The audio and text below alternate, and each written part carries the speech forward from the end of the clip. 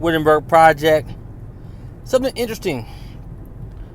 In every aspect of society, we have people like we look up to. Like if you want to play basketball, I want to be like your name some great player or whatnot. You'll try to model your game after them or whatnot.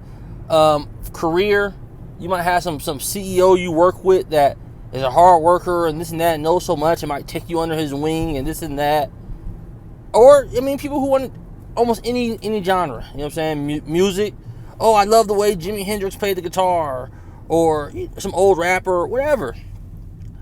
But when it comes to the faith, we kind of remove those old examples of great people that lived life or did what we're looking at to a high level, like something to imitate, something to be proud of and shoot for.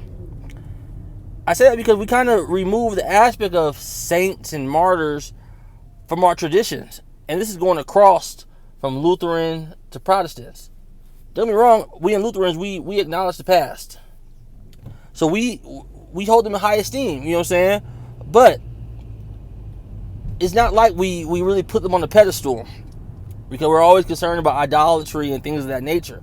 But is it idolatry? If that's the case, aren't you kind of being idolatry towards that famous X person in any certain type of career field or genre that you look at, saying that that's the type of life, or that's the type of impact I want to have?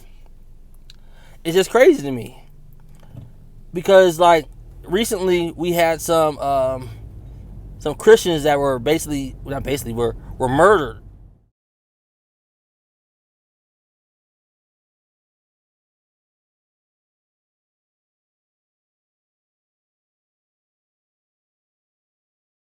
Martyred in Ethiopia. I'll put a link below. And in other traditions, they celebrate the martyrs. People who were so convicted with their faith that they didn't bend or nudge at the sword. That they knew Jesus is Lord, and there's nothing that's going to happen to make me deny that or forget that or put that aside. That type of faith given by God is something to be treasured, that we should shoot for. Not saying we should shoot to be martyred, I'm not saying that, but we should shoot for that dedication, that love, and that perseverance.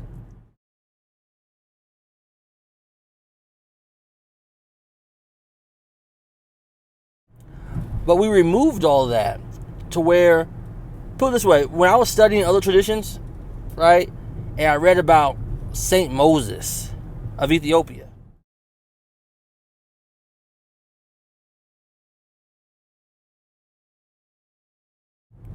I read about Saint Martin de Porres.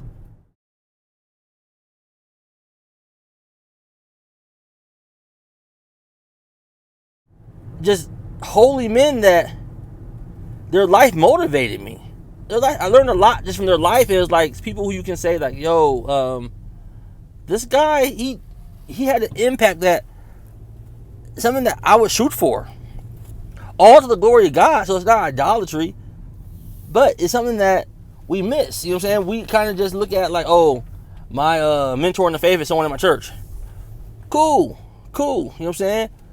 But let's not act like everybody's mentor is someone who impacted the faith for centuries, where people literally 400 years are talking about them, or telling their story, or telling about what happened to them and how they were strong in the faith and things of that nature.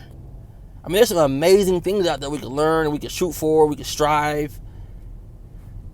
It's just, it's not a good thing. It's not a good thing. I know a lot of people, in Protestant land, saying, or, oh no, don't pray to the saints, don't do this, don't do that. But you don't want to throw the baby out with the bathwater. Those are Elisha in the Bible. He mirrored and looked up to Elijah.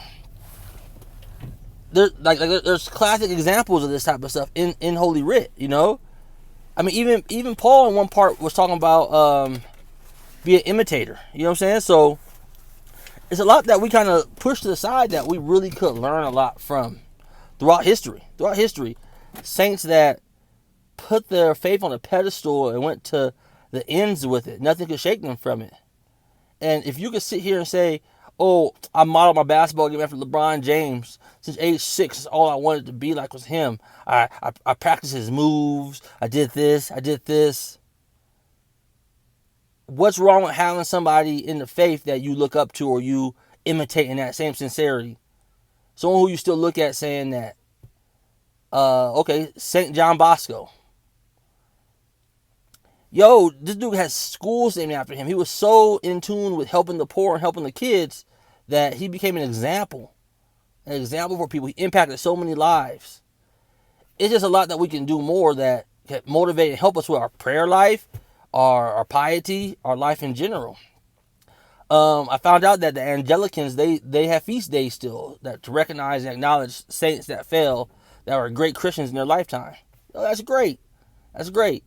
Oh, my tradition, we have it too, but we don't really acknowledge it or talk about it or put it up on the pedestal where it should be. From my example, from what I think, there's a lot of people out there. There's a lot of people out there that we should shoot for. Before you sit here and you model your life after Bill Gates or someone like that, all for secular things and worldly things, there's church fathers and saints and martyrs that we should look at.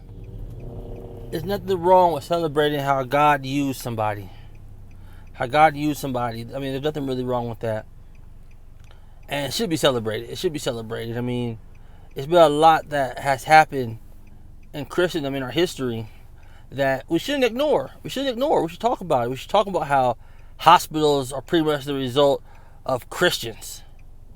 Things like that. You know what I'm saying? Like, our impact in the world and the people who led those impacts are things that should be treasured and valued by us, and something that we should shoot for. Something that in our life we could say that, you know, oh yeah, I look up to this guy, our mentors, and have a saint literally in that same list of someone who's a good example of charity, piety,